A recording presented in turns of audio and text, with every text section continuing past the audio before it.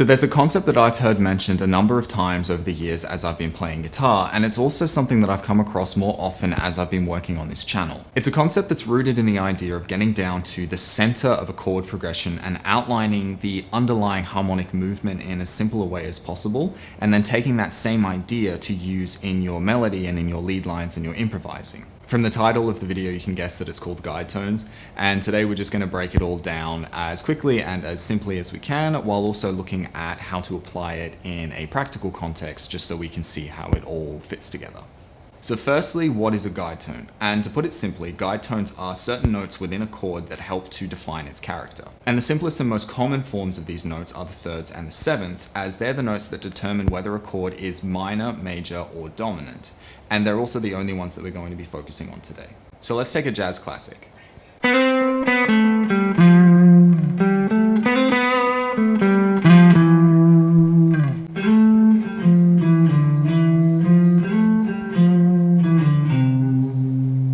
Right? Fly Me to the Moon. It's perfect, it's simple, and everyone knows it. But let's move away from the melody and just focus on the chords from that section.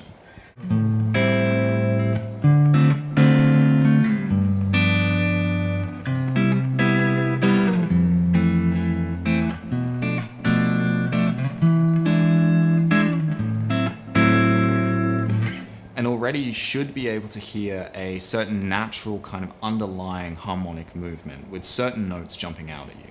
So now to kind of go in pursuit of those notes, we're just going to highlight the thirds of the chords going through those changes.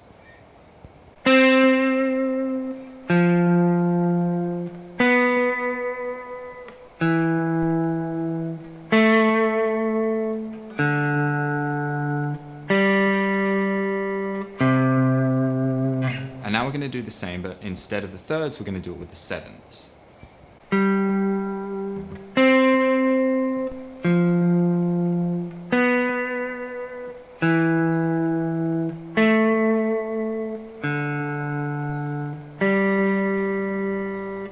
And you can hear how it's these notes which define a chord. These are the notes which give it its character and give it its flavor. These are the essentials to target, the notes to start building around as they highlight the harmonic character, but also the underlying harmonic movement. Which brings us to our next point, the idea of natural harmonic movement and motion. So let's return to the melody of Fly Me to the Moon, but pay a little bit more attention to which note it is that we land on at the beginning of each bar. So we begin with the third of the A minor. Then we move to the third of the D minor. Then we move to the third of the G. The third of the C. The third of the F. The third of the B diminished. The third of the E. And then we end with the third of the A minor again. So you can hear how at the beginning of every bar, we're landing in the melody on the third of the given chord. Now let's look a little closer at the final note of each bar. So we end the first bar with the seventh of the A minor. Then we end the second bar with the seventh of the D minor. The third with the seventh of the G.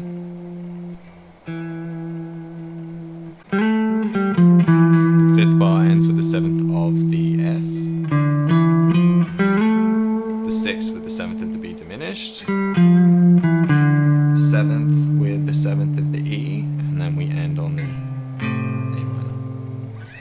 So in each bar we begin with the third and we end with the seventh of that bar's given chord. And this transition, the seventh to third, is actually one of the most widely used and common guide tone transitions. In regards to harmonic motion, this transition plays into the idea of tension and resolution.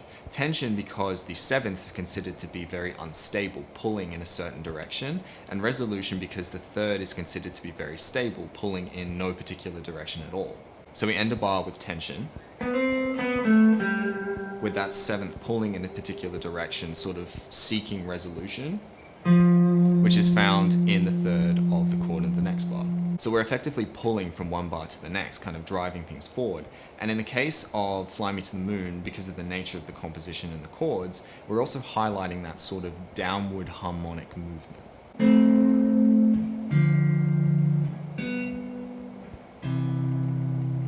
And this transition, the 7th to 3, is also a fantastic starting point for if you're just learning how to apply guide tones and kind of how to work them into your own playing. So let's just take everything we've looked at and try applying it in a practical context. So over a backing track for Fly Me to the Moon, I'm going to play 3 times, each time increasing the complexity of my improvisation as well as building on what I played before. For the first time, I'll highlight the guide tones using the 7th and 3rd transition, but I'll also add in some chord tones using the arpeggios of the chords around them.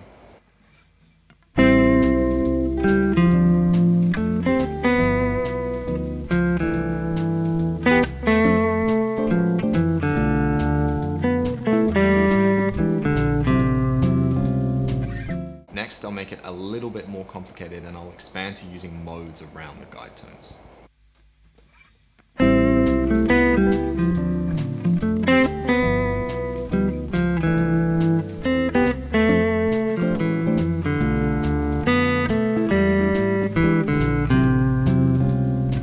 And finally, I'll make it a little bit more complicated still by simply just adding in a couple of chromatics to kind of give it more of a jazzy feel and flavor.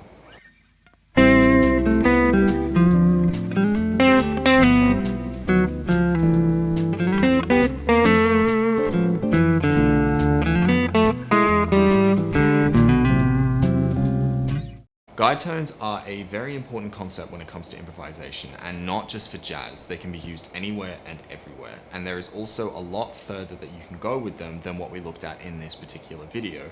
So I've linked below a number of different articles and videos for you guys to check out and use as a starting point for if you're interested in taking it further.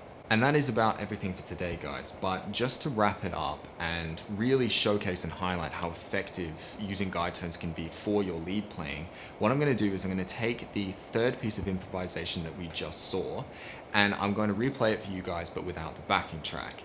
It's in this that you should be able to see and hear how in just my lead playing alone, I'm managing to highlight and outline the underlying harmonic movement without there being any backing. And this all comes from just highlighting the guide tones in your playing. So thanks for watching, guys. I hope that there was something in this that was useful for you. Thanks for doing all the usual business to help support my channel and help support my videos. And yeah, just thanks for sticking around, and I will see you in a bit.